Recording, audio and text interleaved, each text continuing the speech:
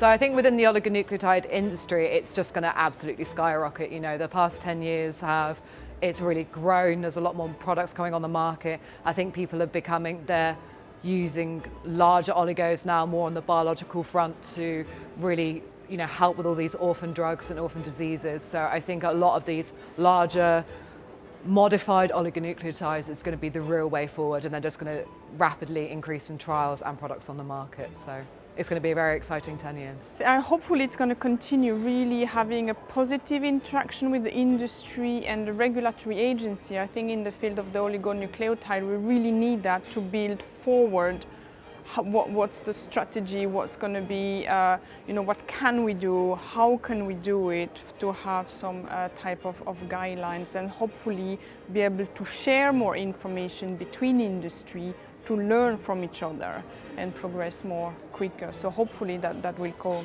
Industry must be open in the future for new molecules, for new entities, and we have to work harder to convince them, as I told before, that aptamers or other oligonucleotides therapies are good alternatives to other drugs.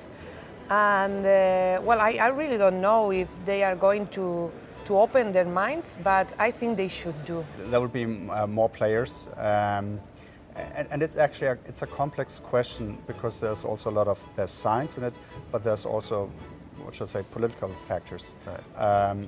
So what price will countries be willing to pay for drugs? And that would affect the orphan drug field. There's one drug on the market that's been rather very successful, but also very, very expensive. Is this sustainable for countries to pay for? So one question would be the price of drugs and which countries can afford them. And that's political discussions, sociological discussions.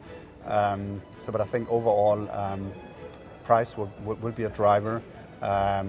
Convenience of administration will be a driver. But then, of course, how the world population develops. We see more lifestyle diseases in countries that used not to have them, and they will want to have drugs like are being had in countries with lifestyle disease, like Western countries. How will that change?